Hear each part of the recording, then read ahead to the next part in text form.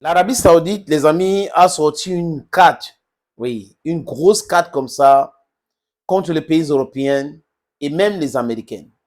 Vous savez que c'était sur Nixon que le dollar était devenu une monnaie de pétrole. Donc, l'Arabie Saoudite, premier producteur de pétrole, avait décidé de vendre son pétrole en dollars.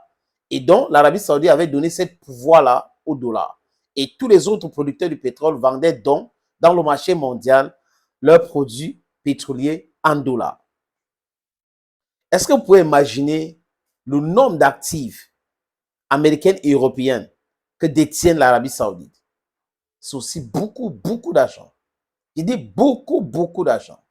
Quand les Européens décident de geler les actifs russes, c'était d'abord du gros n'importe quoi, du banditisme pur et simple. Regardez ce que les Européens ont fait en Libye.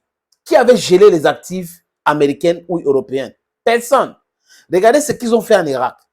Est-ce que quelqu'un avait gelé les actifs?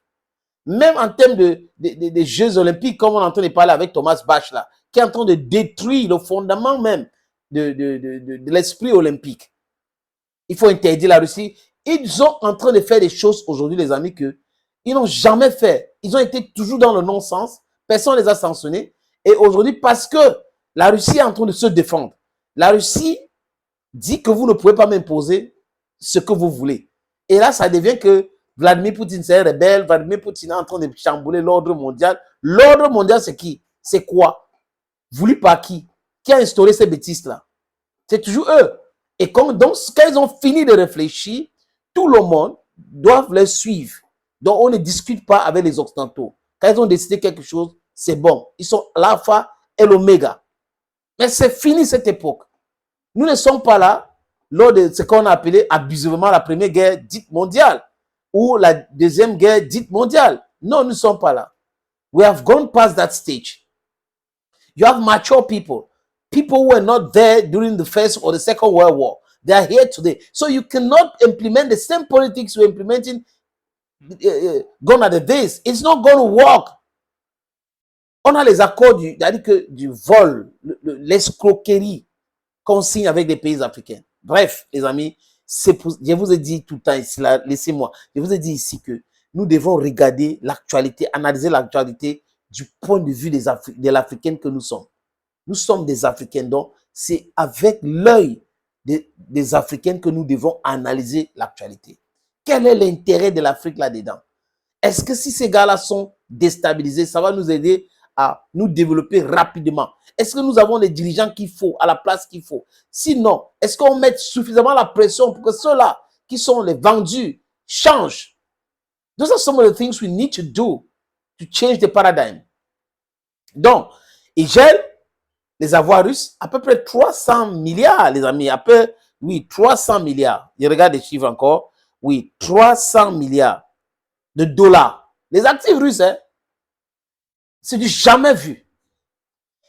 Les gars gèlent.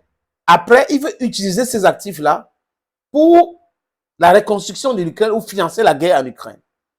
Et les Américains étaient déjà d'accord. Les Européens aussi ont donné leur accord. Mais seulement, ils ne se rendaient pas compte qu'ils sont en train de détruire leur propre économie et la confiance que certains gens avaient pour eux. Imaginez donc les actifs chinois. Ils détiennent combien comme actifs chinois? Ils détiennent combien comme actifs saoudiens? Comme actifs, je peux citer d'autres pays. Donc, s'ils font cela à la Russie, à la grande Russie, par conséquent, ils pourraient donc faire ça avec tout le monde. C'est pour cette raison que quand les Occidentaux commencent les stupidités, les amis, il faut les stopper. Et rejoignez-vous à moi pour applaudir Vladimir Poutine. C'est lui, c'est la Russie qui a aidé à mettre un terme à cette escroquerie, à cette banditisme politique, à cette lesbrouffe. C'est lui qui nous a aidés à comprendre que l'OTAN, c'est toute les bulldog. Que l'OTAN fait seulement le bruit. En réalité, il n'y a rien, il n'y a pas de substance. S'il n'y a pas les Américains, ce truc n'existe pas. Donc l'OTAN, c'est les États-Unis d'Amérique. Et là, ça les dépasse en Ukraine aujourd'hui. Vous avez vu, Zelensky est en train de demander la paix. Il commande même la paix à la limite, les amis. Il veut la paix maintenant. Donc l'Arabie Saoudite a fait quoi, les amis? l'Arabie Saoudite a mis en garde l'Occident. Selon Bloomberg, Riyad a menacé de vendre les titres de créances européens si le G7 décidait de saisir les 300 milliards de dollars d'actifs russes gelés en Occident. Ces derniers s'est finalement résolu à saisir les seuls profits des actifs. Donc, vous voyez que l'Arabie Saoudite les menace aussi que, ok, de l'autre côté, si vous faites cela, moi aussi, je veux faire ça. Les gars ont dit, hey, c'est beaucoup d'argent, hein, on doit faire très attention. Ils ont dit, ok, ils vont utiliser les intérêts des actifs. Même jusqu'à là, les amis, ils vont payer. Ils vont payer. They will be pay back time.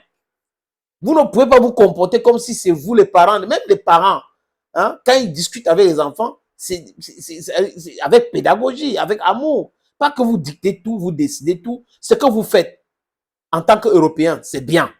C'est normal, personne ne doit discuter. Ce que les autres font, ce que les autres font, vous avez un droit de regard. Vous avez un droit de regard, vous imposez vos choses, vous imposez tout, vous donnez votre avis et vous imposez, vous dites même que vous allez sanctionner quand ça ne vous arrange pas. Non, c'est fini cette époque. Le double standard, double langage, l'injustice que vous avez transformée en justice, c'est bon. Les yeux du peuple du monde sont ouverts. Et nous le disons ici clairement en tant qu'Africains. On soutient la démarche de la Russie. En tant qu'Africains, la Russie nous a aidés à dévoiler qui vous êtes réellement. On connaissait, mais nous, on n'était pas si nombreux aujourd'hui. On est nombreux, on était peu nombreux hier. On est nombreux aujourd'hui. Beaucoup d'autres Africains ont compris ces messages. Donc, si les Ouattara sont en train de prétendre, les Paul Biya et les autres, ils prétendent qu'ils ne voient pas, c'est leur dada. Ce qui est important, c'est l'Afrique. Regardez comment les pays du Golfe se sont développés. Ces pays-là étaient colonisés par le Royaume-Uni. Le Royaume-Uni a colonisé l'Irak. Le Royaume-Uni a colonisé l'Iran. Le Royaume-Uni a colonisé les Émirats arabes unis. Colonisé tout ce pays. Regardez l'état de ce pays-là. Ce sont ces pays-là qui viennent en aide aux pays africains. Vous trouvez que c'est normal? Dubaï, c'est à 72, 75.